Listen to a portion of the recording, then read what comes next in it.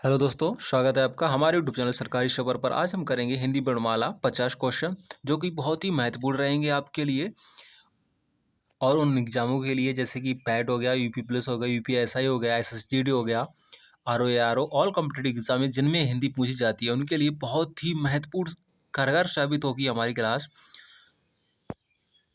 और हिंदी वर्णमाला का पहला पार्ट करा चुके हैं जिसमें 50 क्वेश्चन थे, और यह है दूसरा पार्ट, सेकेंड पार्ट।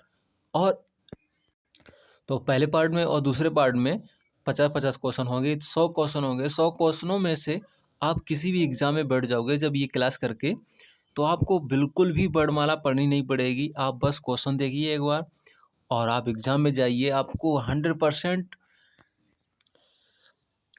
आपको बहुत ही हेल्प मिलेगी इन क्लासों से। आप एक बार करके अवश्य जाएं।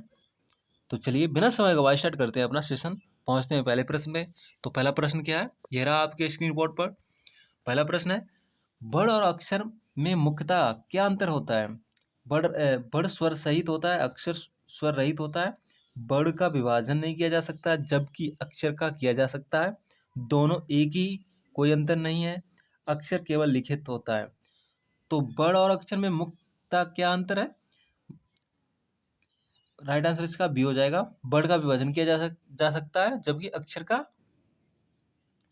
बड़ का विभाजन नहीं किया जा सकता जबकि अक्षर का किया जा सकता है।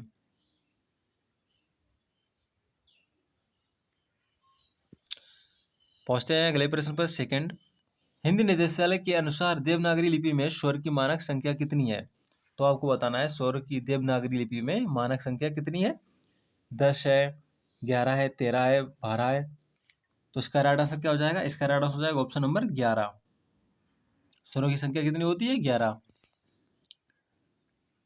अगला प्रश्न, प्रश्न नंबर 3। प्लुप्त स्वर का प्रयोग मुख्य रूप से कहाँ किया जाता है? कविता लिखने में, किसी को पुकारने या नाटक के संवाद में, केवल शब्दों की बर्तनी सुनाने के लिए, संस्कृत ग्रंथों में।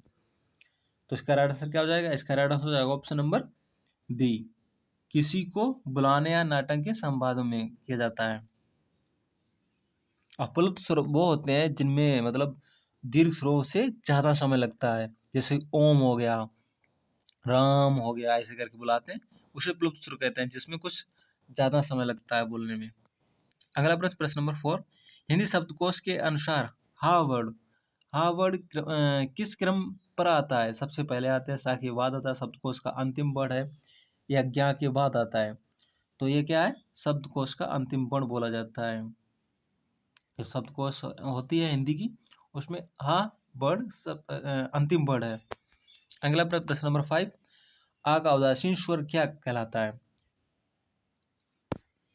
प्रश्न नंबर 5। आ को उदासीन स्वर क्यों कहा जाता है? क्योंकि इसका उच्चारण नहीं होता, क्योंकि जीभ का ना लग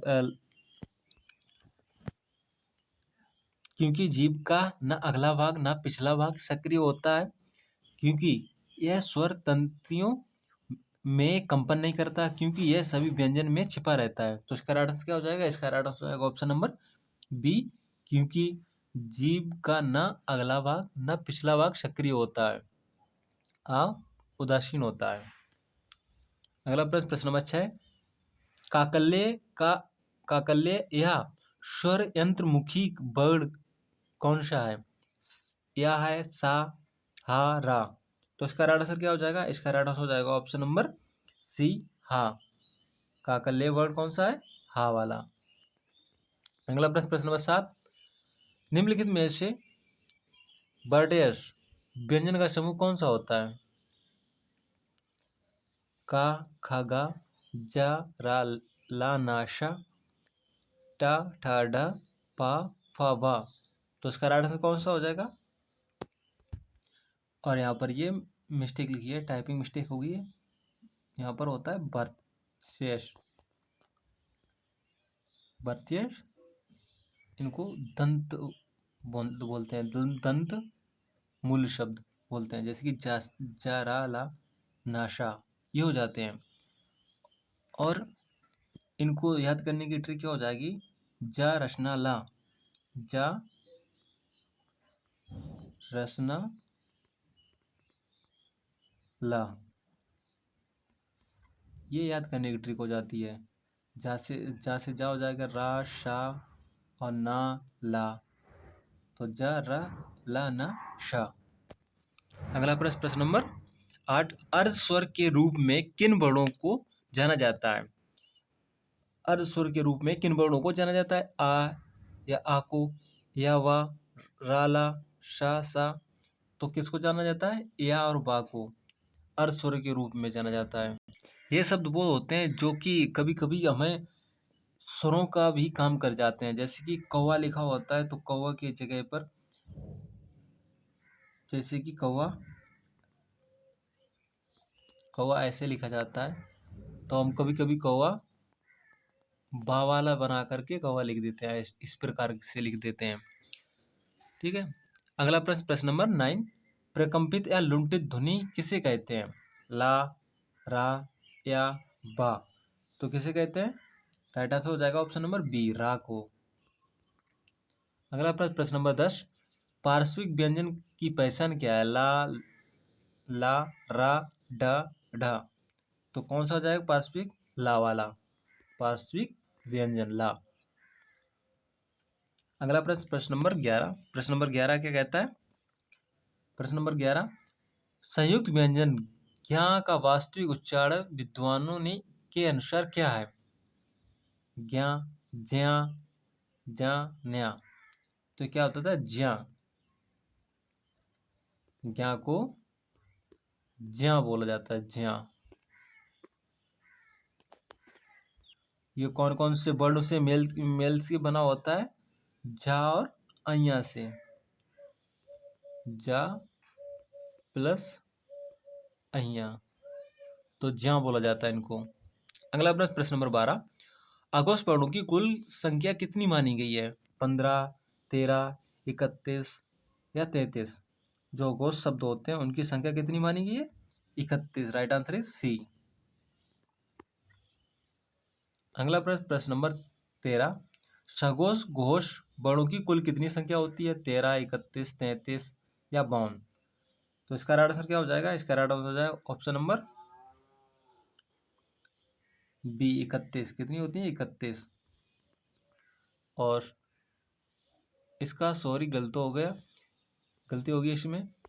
इसका राइट आंसर हो जाएगा ऑप्शन नंबर बी। इसमें 13 होते हैं। कौन? अघोष। अघोष कितने होते हैं? 13। राइट आंसर बी हो जाएगा इसका। सघोष और घोष होते हैं वो 31 होते हैं। अगला प्रश्न, प्रश्न नंबर 14। उच्चारण स्थान के आधार पर बा को क्या कहा जाता है? ओष्टे, दंतवे, दंत ओष्टे या कंठ ओष्टवे। तो इसका राइट आंसर क्या हो जाएगा? इसका राइट आंसर हो जाएगा ऑप्शन नंबर सी, दंत ओष्टे। क्या कहा जाता है? दंत ओष्टे। बा होता है वो दंत ओष्टे से बोला जाता है। री को स्वर क्यों माना जाता है और जबकि उच्चारण र व्यंजन जैसा होता है? क्योंकि इसकी मात्रा री होती है, क्योंकि यह संस्कृत से आया है, क्योंकि यह लेखन में स्वर के तरह दिखता है, क्योंकि यह अयोग भाग है। तो इसका राइट आंसर हो जाएगा ऑप्शन नंबर ए, क्योंकि इसकी मात्रा री होती है। री ऋषि की मात्रा होती है और जिनकी मात्रा होती है वो स्वरों में गिना जाता है, स्वरों की मात्रा होती है। अगला प्रश्न, प्रश्न नंबर 16। कामता प्रसाद गुरु के अनुसार वर्णों की कुल 43 संख्या कैसे है? 11 स्वर प्लस 32 व्यंजन, 10 स्वर प्लस 33 व्यंजन, 13 स्वर प्लस 30 व्यंजन, 8 स्वर प्लस 35 व्यंजन। तो इसका राइट आंसर हो जाएगा ऑप्शन नंबर बी, 10 स्वर और 33 व्यंजन। वो कामता कामता प्रसाद गुरु जी के अनुसार है। अगला प्रश्न, प्रश्न नंबर 17। स्पर्श संघर्षी व्यंजन कौन से होते हैं?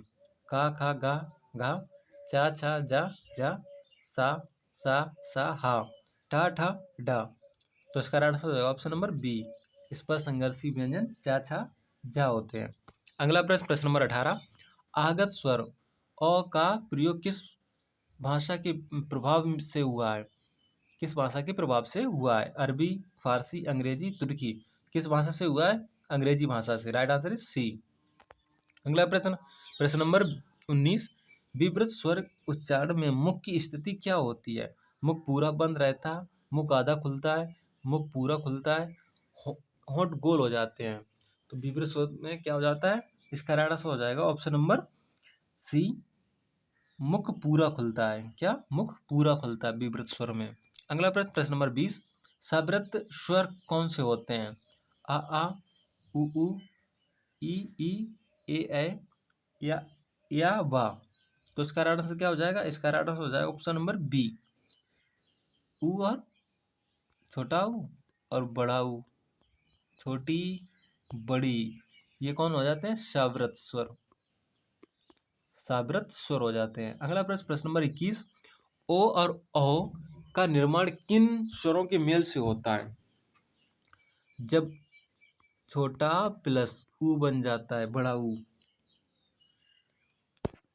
बड़ा ऊ नहीं, छोटा ऊ बन जाता है, तब ओ बनता है। क्या, ओ बनता है। जब हम आ छोटा प्लस ओ को मिलाकर बनाते हैं, तब ओ बनता है। क्या, ओ बनता है। तो इसका राइट आंसर कौन सा हो जाएगा, 21 का राइट आंसर हो जाएगा option number B, right answer is B. अगला प्रश्न, प्रश्न नंबर 22, नुक्ता वाले वर्ड का, खा, गा, जा, फा को क्या कहा जाता है? संयुक्त व्यंजन, आगत या ग्रहित ध्वनियां, उत्क्षिप्त व्यंजन, अंतस्थ व्यंजन। तो संयुक्त व्यंजन वो व्यंजन होते हैं जिनको मतलब दो व्यंजनों के मेल से बनते हैं, उन्हें कहते हैं। और उच्चित व्यंजन डा और डा होते हैं। कौन कौन से, डा और डा, ये उच्चित व्यंजन हो गए।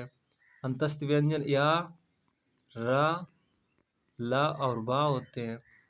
और जो संयुक्त व्यंजन होते हैं वो कौन कौन से होते हैं, त्रा, ये वाला, और ज्या, ये सभी संयुक्त व्यंजन होते हैं। आगत, इसका राइट हो जाएगा आगत या ग्रहित ध्वनियां, वो नुक्ता वाले वर्ड होते हैं, का, खा, गा, जा, फा। अगला प्रश्न, प्रश्न नंबर 23, उत्क्षेप या दीर्घ व्यंजन डा डा के बारे में क्या सत्य है? इनमें से किसी शब्द के शुरुआत नहीं होती, इनसे किसी शब्द की शुरुआत नहीं होती, ये संस्कृत के मूल वर्ण हैं, ये वर्णमाला के शुरू में आते हैं, ये डा और डा के समान है। तो इसका राइट आंसर कौन सा हो जाएगा, राइट आंसर हो जाएगा ऑप्शन नंबर ए, इनसे किसी शब्द की शुरुआत नहीं होती। अगला प्रश्न, प्रश्न नंबर 24, पदेन राग, प्रकाश राग और रेफ राग क्रम में मुख्य क्या अंतर होता है? पदेन राग आधा होता है और रेफ राग पूरा होता है। पदेन राग पूरा होता है, रेफ राग आधा होता है, दोनों आधे होते हैं, दोनों पूरे होते हैं। तो इसका राइट आंसर कौन सा हो जाएगा, इसका राइट आंसर हो जाएगा ऑप्शन नंबर बी, पदेन राग पूरा होता है और रेफ आधा होता है। रेफ कौन सा वाला होता है, रेफ ये वाला होता है। अब पदेन कौन सा होता है, पदेन पूरा होता है, ये वाला पदेन। पदेन राग जब हम किसी के नीचे इस प्रकार से लगाते हैं, वो पदेन राग होता है। ये है रेफ रूप, ये कौन सा रूप है, रेफ। अगला प्रश्न, प्रश्न नंबर 25, हिंदी वर्णमाला में अयोग भाग वर्णों का स्थान कहाँ है? स्वरों के बाद और व्यंजन से पहले, व्यंजन के अंत में, स्वरों से पहले, संयुक्त व्यंजन के साथ। तो इसका राइट आंसर कौन सा है, इसका right answer option number A, स्वरों के बाद और व्यंजन से पहले अयोग भाग। अयोग भाग कौन कौन से होते हैं, अंग और आहा। अगला प्रश्न, प्रश्न नंबर 26, जीव के प्रयोग के आधार पर अग्र स्वर कौन से होते हैं? आ और आ, ई ऐ, उ ओ औ, केवल ऋषि। तो जीव के प्रयोग के आधार पर अग्र स्वर होता है, कौन सा हो जाएगा इसका राइट आंसर हो जाएगा ऑप्शन नंबर बी, ई और ई ऐ, छोटी बड़ी ए ऐ, ये अग्र स्वर होते हैं जीव के आधार पर। अगला प्रश्न, प्रश्न नंबर 27, व्रतमुखी स्वरों की पहचान करें। व्रतमुखी स्वरों की पहचान करें। आ ई ऐ, उ ओ औ, केवल ऋषि। तो जो व्रतमुखी क्या होता है, जो मतलब बोलते समय मुख वृत्त के तरह आकार का हो जाए, जो ओंठ आगे वाला होता है वो बिल्कुल सर्कल सा हो जाए, व्रत सा हो जाए। तो कौन किन वर्णों बोलने से हो रहा है? उ, ऊ, ओ, औ। तो इसका राइट आंसर हो जाएगा ऑप्शन नंबर सी। अगला प्रश्न नंबर 28, अल्पप्राण वर्णों को याद करने का गणितीय सूत्र क्या है? तो जो अल्पप्राण होते हैं वो कौन कौन से वर्ण होते हैं आपको बताना है। तो कौन से हो जाएंगे? इसका राइट आंसर क्या हो जाएगा? 2, 4 प्लस ऊष्मा, 1, 3 वर्ड वाले, अंतस्थ व्यंजन प्लस सभी स्वर, 1 वर्ड 2 वर्ड प्लस सा डी ऑप्शन, 3, 4, 5 वर्ड वर्ड वाले या हा। तो इसका राइट आंसर कौन सा हो जाएगा? इसका राइट आंसर हो जाएगा option number B, 1 word 3 word 5 word वाले और अंतस्थ व्यंजन सभी स्वर। ये कौन होते हैं? अल्पप्राण। अल्पप्राण वो होते हैं जिसमें मुख से प्राण वायु हवा जो होती है वो बहुत कम निकलती है, उन्हें अल्पप्राण कहते हैं। और महाप्राण बड़ों में कौन से बड़ शामिल होते हैं? उसमें होते हैं 2 और 4 प्लस ऊष्म व्यंजन। ऊष्म व्यंजन कौन से हो जाते हैं? सा, श, और हा, ये ऊष्म व्यंजन होते हैं। अगला प्रश्न नंबर 30, निम्नलिखित में से कौन सा वर्ड कंठ तालव्य है? कंठ तालव्य से बोला जाता है। ओ, ए, वा, हा। तो इसका राइट आंसर क्या हो जाएगा? इसका राइट आंसर हो जाएगा ऑप्शन नंबर बी, ए और ए। ये कौन से हैं? कंठ तालव्य से बोले जाते हैं। किससे? कंठ तालव्य से। अगला प्रश्न नंबर 31, व्यंजन को संस्कृत में और क्या कहा जाता है? जो व्यंजन होते हैं उनको संस्कृत में क्या कहा जाता है? अच, हल, बड़ शब्द, तो उन्हें व्यंजन को हल कहा जाता है। अगला प्रश्न नंबर 32, मध्य स्वर कौन कौन होता है? यहाँ पर स्वर्ग नहीं होगा, यहाँ पर क्या होगा? स्वर। यहाँ पर रा बनेगा, स्वर। क्या हो जाएगा? स्वर। आपको बताना है मध्य स्वर कौन सा होता है। आ, ई, उ, ई। तो जब हम जीभ से बोलते हैं ना, आगे से क्या क्या बोलते हैं? ई, ए, आ कहाँ से आवाज आ रही? आ मध्य से आ रही है। कहाँ से? मध्य से। तो इसका राइट आंसर हो जाएगा आ। अगला प्रश्न 33, श्रमिक वाला किन वर्णों के मेल से बनता है? आपको बताना, जो ये वर्ड होता है श्रमिक वाला, ये किन वर्णों के मेल से बनता है ना? तो इसका राइट आंसर क्या हो जाएगा? इसका राइट आंसर हो जाएगा ऑप्शन नंबर बी वाला। ये बनता है श प्लस रा, इन वर्णों के मेल से बनता है श। अगला प्रश्न नंबर 34, हिंदी वर्णमाला में कुल स्त्रीलिंग वर्ड कितने होते हैं? 2 होते हैं, 3 होते हैं, 4 या 11? तो हिंदी वर्णमाला में कुल स्त्रीलिंग वर्ड कौन कौन से हो जाते हैं? आप बताइए कमेंट में एक बार।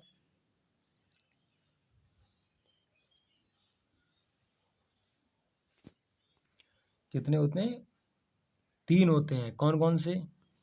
ई और बड़ी, छोटी, बड़ी और ऋषि, ये 3 शब्द स्त्रीलिंग होते हैं।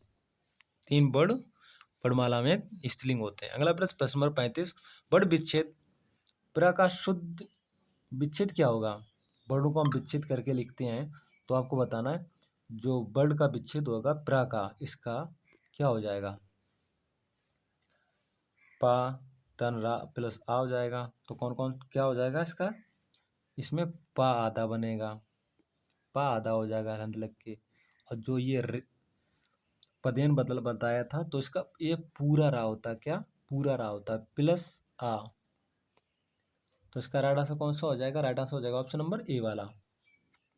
अगला प्रश्न नंबर 36, विजातीय स्वर और संयुक्त स्वर किन्हें कहा जाता है? जो विजातीय स्वर और संयुक्त स्वर होते हैं, विजातीय कौन स्वर होते हैं? जो अलग अलग स्वरों से मिलकर बनते हैं। और संयुक्त स्वर कौन होते हैं? जो एक ही प्रकार के स्वरों से मिलकर के बनते हैं, जैसे कि बड़ा, एक ही जैसे स्वर मिलता है और आ से, तब बड़ा बनता है। और बड़ी कैसे बनता है? बड़ी बनेगा छोटी ई से और प्लस छोटी ई से। और बड़ा ऊ कैसे बनेगा? बड़ा ऊ बनेगा छोटे ऊ प्लस छोटा ऊ। छोटा ऊ।